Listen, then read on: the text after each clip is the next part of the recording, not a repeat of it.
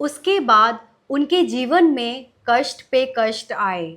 वे पूरे दिन में 3 बार गंगा स्नान करते, घाट पे बैठ जप करते और भिखारियों की लाइन में बैठ 1 बार खाना खाते। ज्यादातर तो उन्हें भिक्षा में कुछ नहीं मिलता था। फिर वो गंगा जल लेकर जीवन यापन करते थे। कई कई दिनों तक वो कुछ भी नहीं खा पाते थे, सिर्फ पानी पीकर गुजारा किया करते थे। सर्दी हो या गर्मी, बिना कंबल, बिना चप्पल, बिना किसी छत, तमाम तरह के कष्टों से भरी उनकी जिंदगी चल रही थी।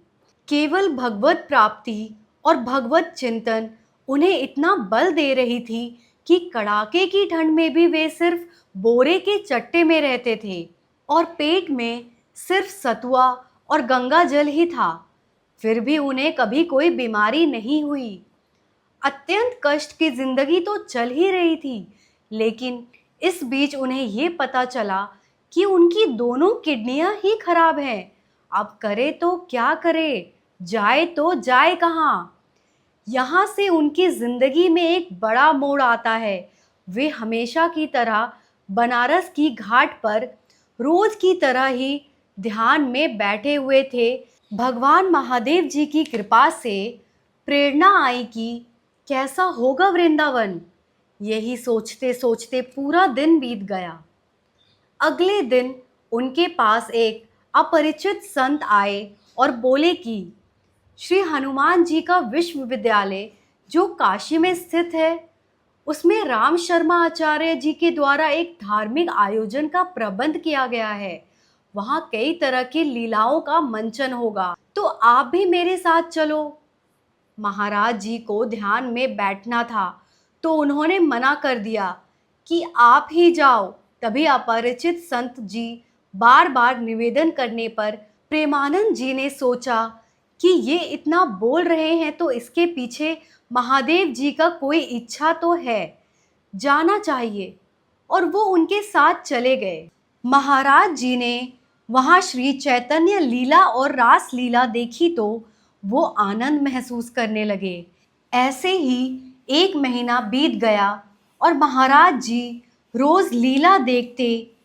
कब 1 महीना बीत गया पता ही नहीं चला। रास लीला से प्रभावित हो महाराज जी ने उन कलाकारों के साथ वृंदावन जाने की सोची और आयोजन प्रबंध के सामने प्रणाम करके अपने साथ वृंदावन ले जाने की बात कही और कहा कि मैं तो फकीर बाबा हूँ, कुछ दे नहीं पाऊंगा, मगर आप लोगों की सेवा जरूर कर दिया करूंगा।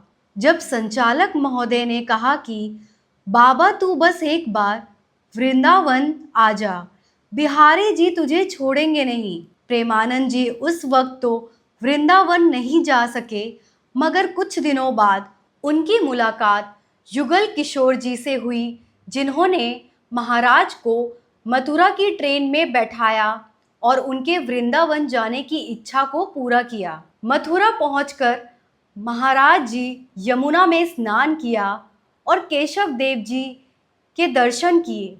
वहाँ महाराज जी के दर्शन करते करते जोर जोर से चिल्ला चिल्ला कर रोने लगे, क्योंकि वो वृंदावन में भगवान श्री कृष्ण के दर्शन के लिए ही तो आए थे। वे सोचने लगे कि अब तक तो मेरा जीवन व्यर्थ चला गया, लेकिन आज मेरा जीवन धन्य हो गया।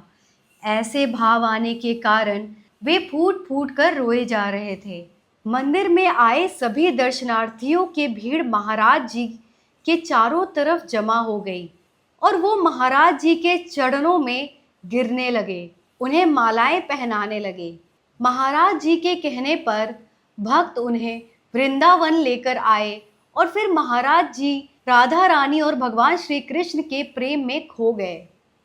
वहां पर उन्होंने रामकृष्ण आश्रम में जांच करवाई तो पता चला कि उनकी दोनों किडनियां खराब हैं और ये एक जेनेटिक समस्या के कारण है।